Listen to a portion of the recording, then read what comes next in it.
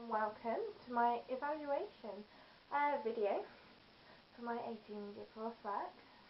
Now that my coursework is done, all that's left for me to do is to do this little bit here. So here goes. Question 1. In what ways does your media product use, develop or challenge forms and conventions of real media products? My video itself both uses and develops codes and conventions that I found through my initial research stage at the beginning of this project.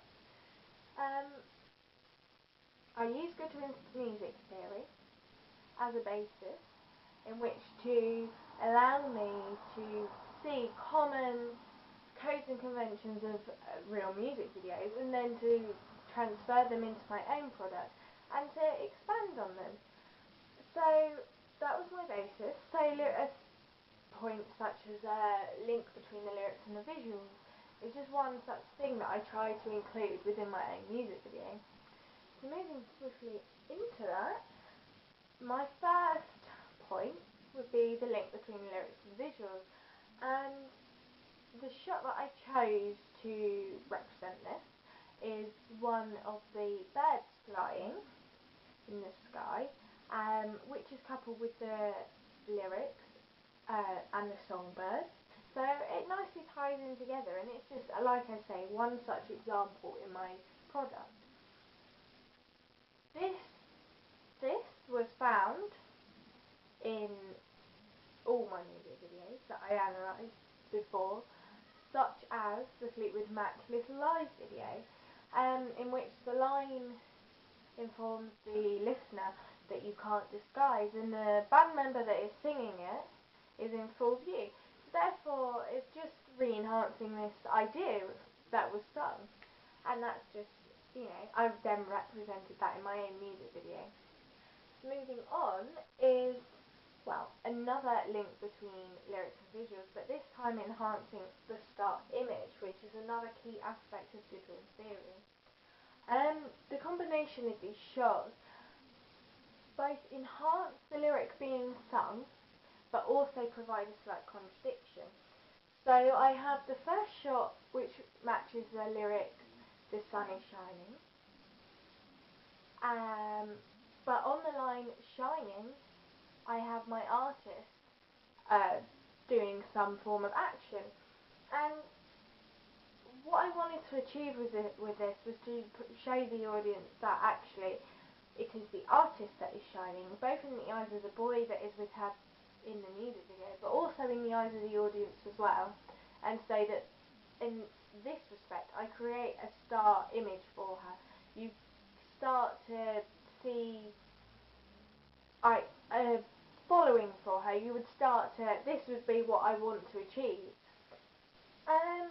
Again, this sort of contradiction, although it's only slight, is seen in other music videos. Again, to take the example of the Little Lies video, the line is "No more broken hearts," and you see the band member sitting with his guitar, clutching it to his chest, like he has a broken heart. So there's a slight contradiction there, which is then the same as my contradiction in my own video. Next, I have a link to the music genre. As my genre is a pop ballad, so we're thinking softer music, I have shots of Alice, my artist, writing her songs in a room, and it's very simple. These shots occur throughout the music video, and they kind of highlight the subtle tones and emotions that the song portrays. So not only does it do this, but it also brings about a calmer nature of the artist, again drawing in an audience. Like I said, these elements I've seen in my other videos that I've analysed. So the Call Me video by Blondie shows many shots of her performing live with her band, as her song is a bit more rocky, whereas the Little Lies video shows the band playing together. And then the Your Song video, which was my biggest inspiration for my own music video by Ellie Goulding, shows shots of Ellie playing the piano. And it's the same sort of feel, and it's the same sort of idea that is coming across. The use of camera work is quite an interesting one to go into. The Goodwin's theory states that the camera work will consist of a lot of close-ups, which I included many times. Lots of close-ups of my artist singing the lyrics, and this allows for the creation of a bond between the audience and the artist, as in these shots my artist is looking directly at them, and so a bond can be formed, and therefore you would hope that a greater fan base is achieved. All my music videos analysed before contain close-ups. It's one of the key points of a music video, because a close-up allows this bond to be created. So they are all there, and is again another way of how I've used a typical code and convention and put it in my own music video. In regards to the technical aspects, I attempt to create a sense of voyeurism, which is very, very present and prominent within music videos of today. How I did this was, my video was meant to be sort of a recreation of a home video, and so basically the camera is following the couple, so the audience essentially feel like they're spying on her. Again, my shots of my artist in the room writing the lyrics kind of makes the audience feel like they are involved and almost spying on the artist while she's just going about her work. And so again, a sense of voyeurism is created, but not in the creepy sense. It's just a sense that the audience are included and that they are allowed to be included, which again, if they've been granted this access, we're going to gain a greater fan base, which was the point of a promotional music video.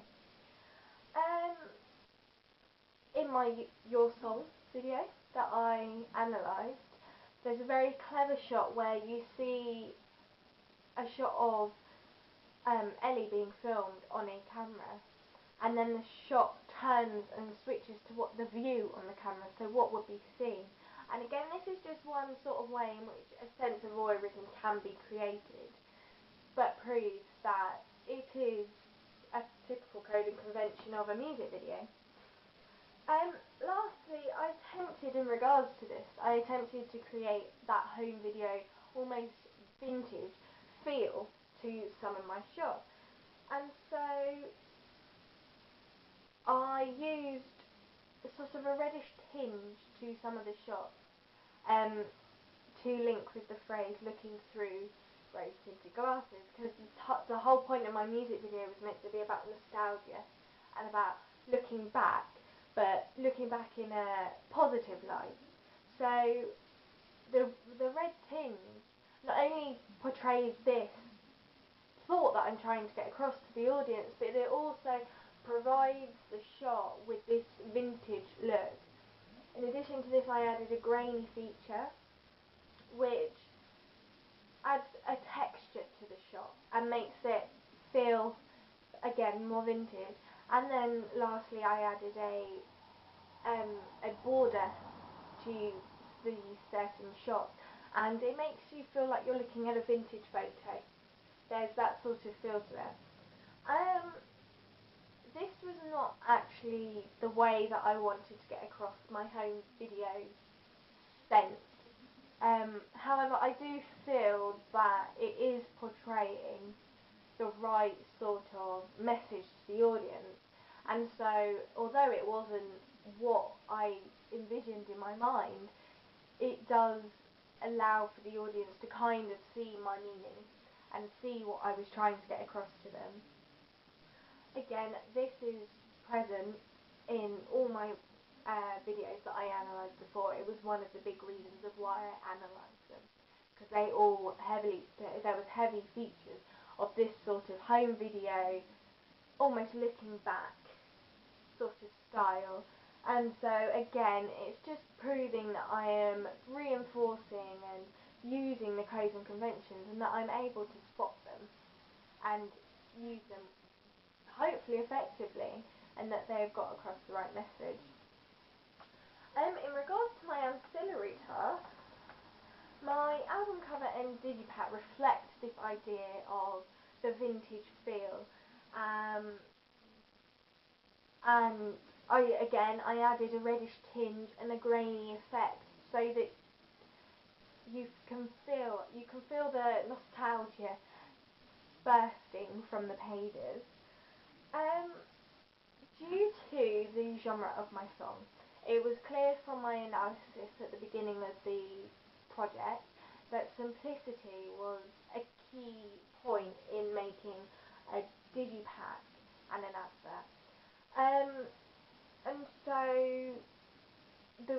the album cover rumours and the album cover for your song were just very simplistic, and they didn't contain much information. They just provided the minimum. And so on my own album cover, I did this. I provided the minimum.